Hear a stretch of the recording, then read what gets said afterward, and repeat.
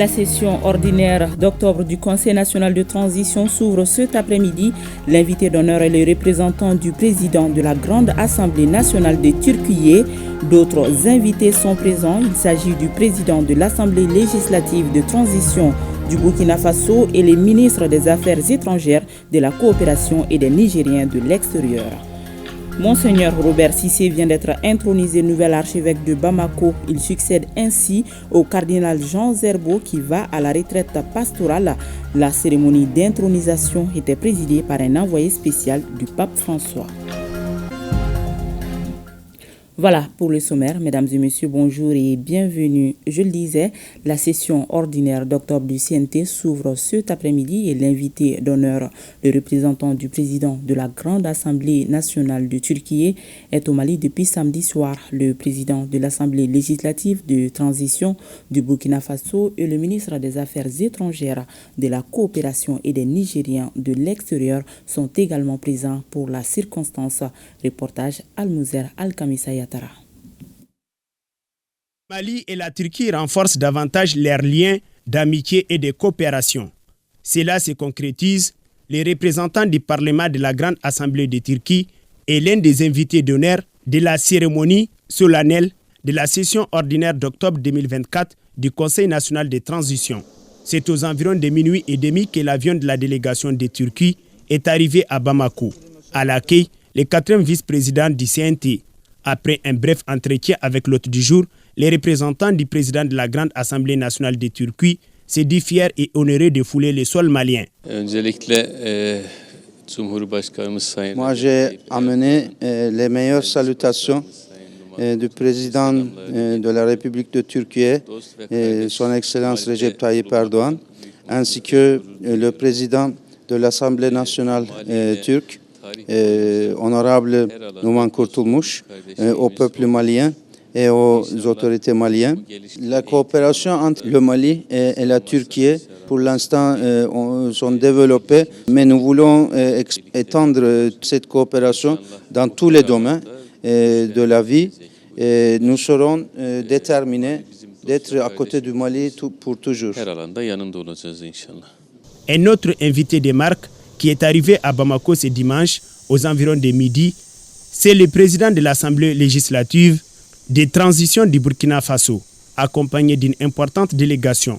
À l'accueil, le président du CNT, le colonel Malik Diaw, le président de l'Assemblée législative de transition du Burkina Faso, invité d'honneur du CNT, se dit fier et honoré par cette générosité du peuple malien. Nous sommes venus répondre à une invitation d'un frère.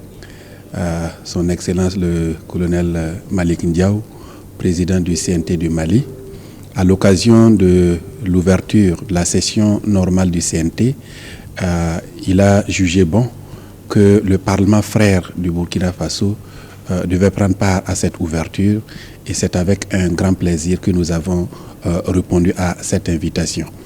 Et fraternité renouvelée parce qu'il vous en souviendra que le mois de juillet, le 24 et jusqu'au 26 juillet 2024, son Excellence le colonel Malik Diaw, mon frère, était à la tête d'une forte délégation du CNT du Mali qui ont séjourné au Burkina Faso.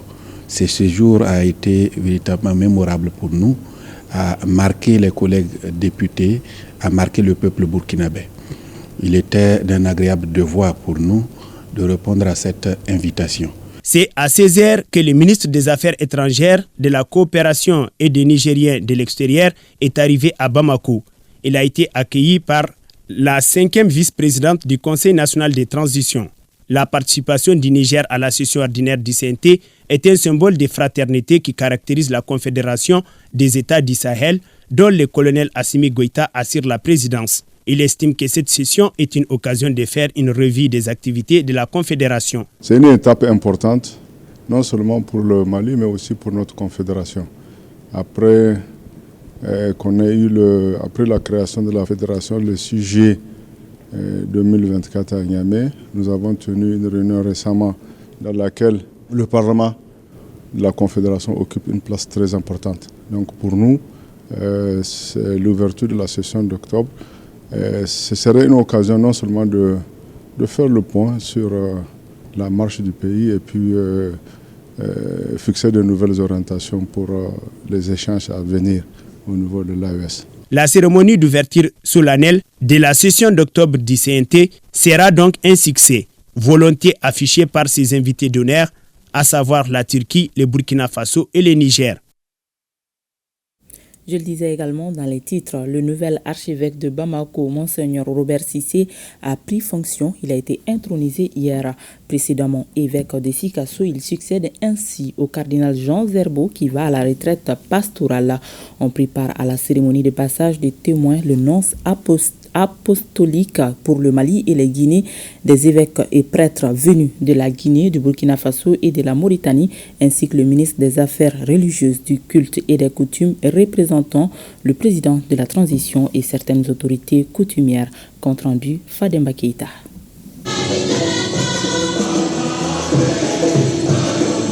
La nomination de Monseigneur Robert Cissé comme archevêque de Bamako est du Saint-Cierge, c'est-à-dire du pape François. Nous nourrissons l'espoir que vous pourrez assumer cette tâche à la fois nouvelle et plus importante. C'est pourquoi, en vertu de notre autorité apostolique, après en avoir délibéré et pris l'avis favorable du dicaster pour l'évangélisation, nous vous libérons de tout lien avec le dit diocèse et vous nommons archevêque métropolitain de Bamako. Ainsi, sous le poids de l'âge et après 36 ans de ministère épiscopal, dont 33 à la tête de l'archidiocèse de Bamako, le cardinal Jean Zerbo passe le témoin à Monseigneur Robert Cissé. Ce n'est donc pas une démission, comme le disent certains. Zerbo a servi son peuple avec honneur et en bon missionnaire va au temple de la retraite. Il souhaite tous les vœux de réussite et de soutien au nouvel archevêque métropolitain de Bamako. Robert, je tiens à dire cela. Que son ministère continue à ébranler le cœur des fidèles, à égaler le cœur des croyants, pour qu'ils comprennent que l'Église, c'est notre Église. Nous vivons cette célébration dans un contexte où le Sahel et plus spécialement notre pays traverse une crise multiforme. Le Mali est en quête de bases solides pour un avenir meilleur, uni, stable et prospère. Puissions-nous éduquer notre jeunesse à franchir cette étape et à conduire le Mali à bon port. Un rythme propre au diocèse de sang et les cantiques de la chorale implorent le Seigneur pour lui. Le nonce apostolique du Mali et de la Guinée et le ministre de tutelle, très heureux, invitent tous les chrétiens à la communion fraternelle afin de relever tous les défis. Il n'est pas facile de succéder à une personnalité comme le cardinal Jean Zerbo, qui est et demeurera pour toujours un pilier de l'Église et de la société malienne. N'ayez pas peur de prendre le flambeau pour poursuivre l'œuvre du cardinal avec zèle, avec esprit d'initiative, avec esprit de créativité. Le Monseigneur Robert Cissé, que j'appelle affectueusement professeur, c'est un universitaire très sage. C'est un homme qui connaît très bien le Mali. Il respecte beaucoup ses corréligionnaires. C'est quelqu'un qui a été doté d'un sens très élevé de responsabilité. Je crois que cette désignation papale a été une bonne chose pour le Mali. Le nouvel archevêque s'engage, mais demande l'accompagnement de tous, surtout de son aîné, son éminence Jean Zerbo, dont il exalte les bienfaits. Je voudrais obéir à Dieu pour affronter les multiples défis de la mission qui est devant l'immense attente du peuple de Dieu.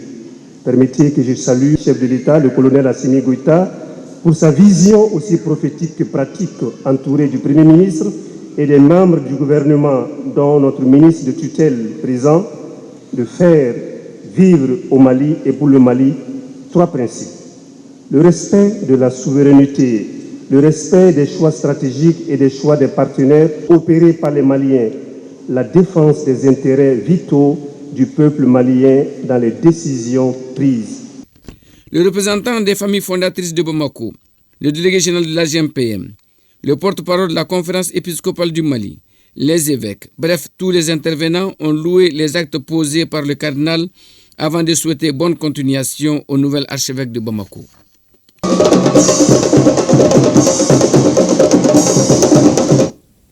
La coordination des associations pour le développement des cercles de la région de Tombouctou a un nouveau président. Il s'agit de Issa Arsina Sissé qui remplace ainsi son prédécesseur Abdoulaye Albadja Diko pour un mandat de 3 ans non renouvelable. Il a été désigné ce samedi lors de l'Assemblée générale de renouvellement du bureau de la coordination, un renouvellement qui intervient suite au nouveau découpage administratif du Mali, compte rendu Soumaou Aïdara.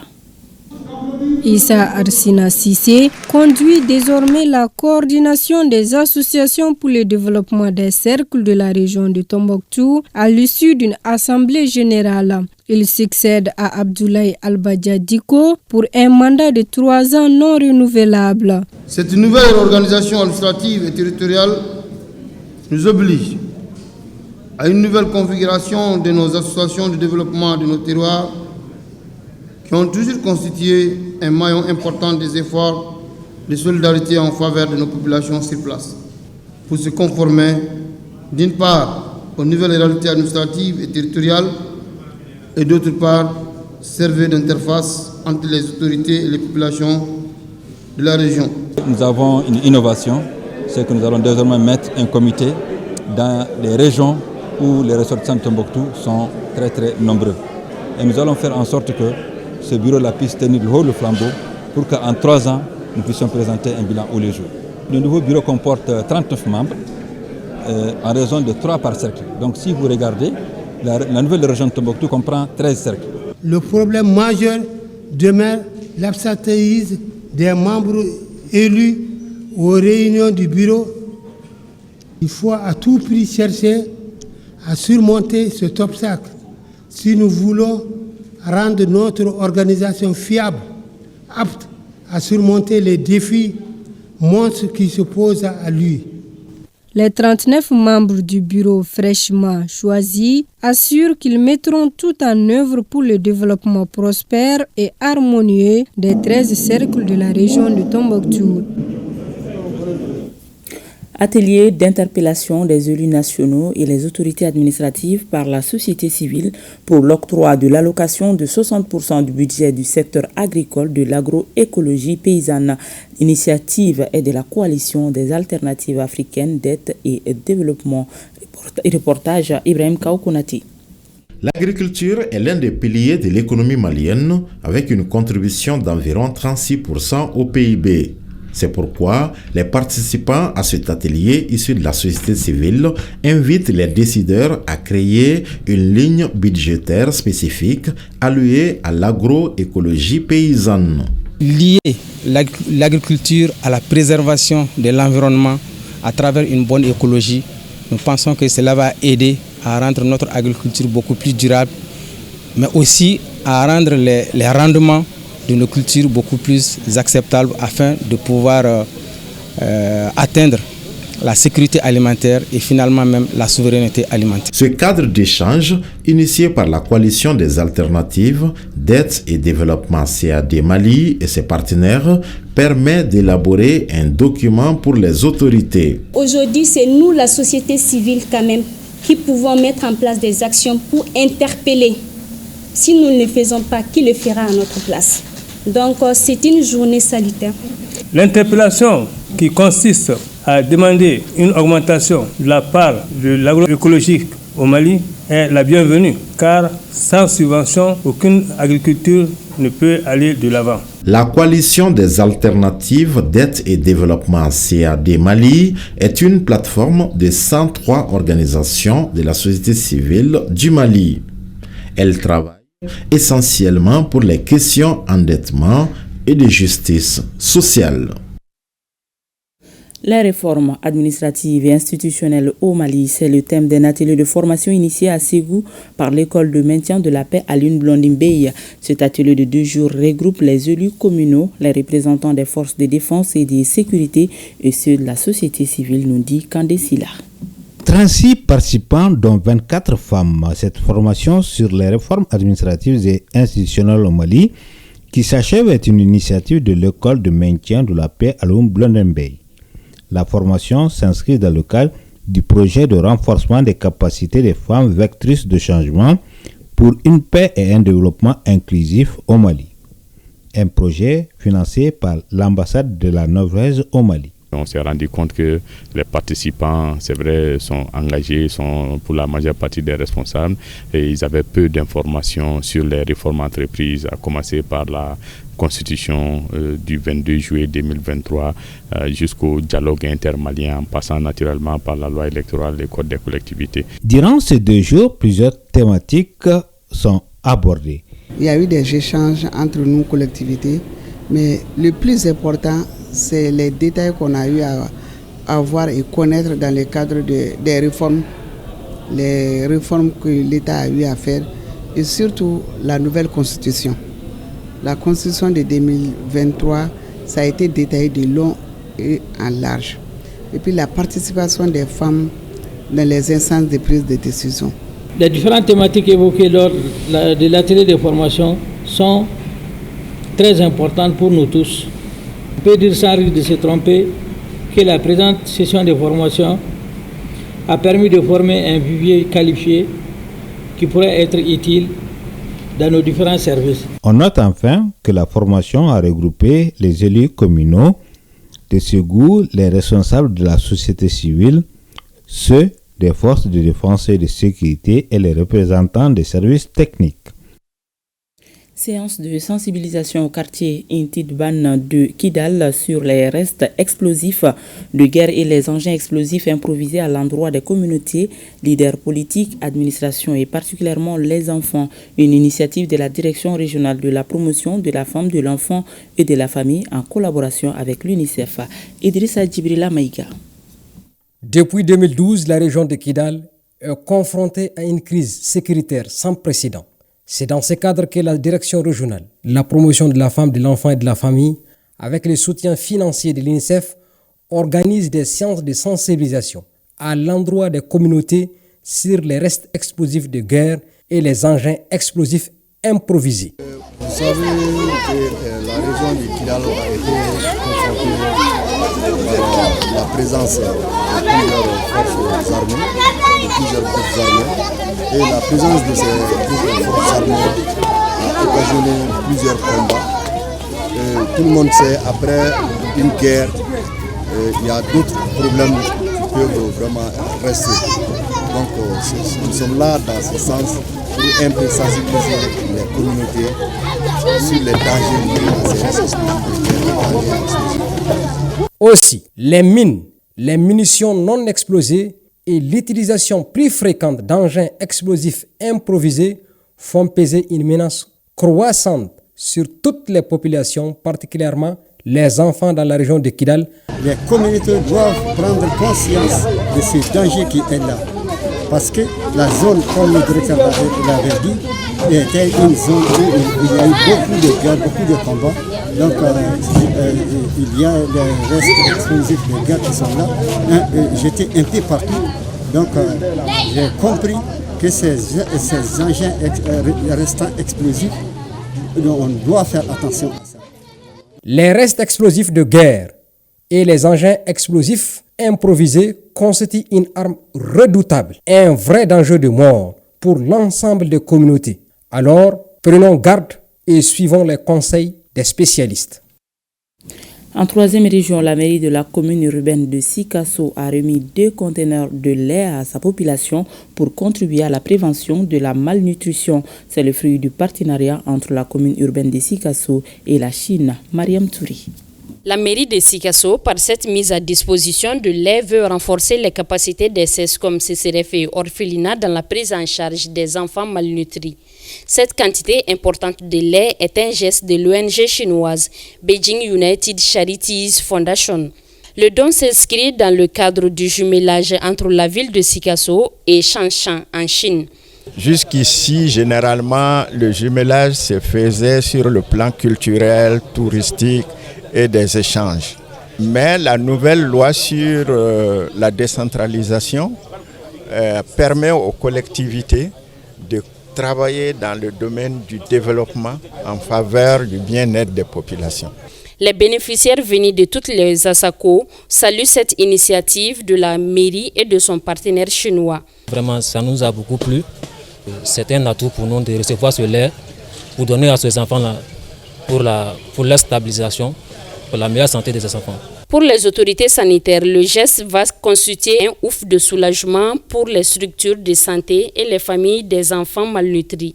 Nous remercions d'abord les donateurs qui sont les Chinois qui ont pu appuyer la commune urbaine de Sikasso. Donc nous le remercions infiniment. Ce lait qui a été donné vraiment est arrivé à point nommé, surtout en période de soudure. Cette remise de lait lance ainsi des actions concrètes de l'amitié entre les deux villes. Une amitié qui va s'étendre dans les jours à venir à d'autres secteurs. Marche sportive citoyenne en 4e région. Cette marche dirigée par le gouverneur visait à consolider la cohésion sociale. Prennent part à cette activité sportive les autorités administratives, politiques, les forces de défense et de sécurité ainsi que les sportifs de la région. Amidou Diallo. Les sports, facteurs de cohésion sociale et de renforcement de la citoyenneté. C'est dans ce cadre que se tient à Ségou cette édition de la marche sportive citoyenne. Autour du gouverneur de la région, les forces de défense et de sécurité, des responsables d'autres services publics et privés, de la société civile et des acteurs du monde sportif. Il est toujours important pour nous de faire ce sport mensuellement. Voilà, cette marche collective-là, avec tous les représentants de l'État, avec une bonne partie de la population civile, les jeunes, les femmes, il y a tous les âges. Nous allons continuer quand même à le faire. Voilà, et appeler tout le monde à une plus grande participation à cette marche populaire-là. Une marche sportive qui nous permet en tout cas de nous maintenir, de maintenir un équilibre à terme des préoccupations de notre santé. Et à ce niveau, je dis, c'est vraiment une grande satisfaction, en ce sens que vous-même vous voyez l'engouement que cela suscite depuis en tout cas que la décision a été prise par les plus hautes autorités. On note que la 8e édition de la marche sportive citoyenne a enregistré la présence d'une délégation des pionniers de Bamako.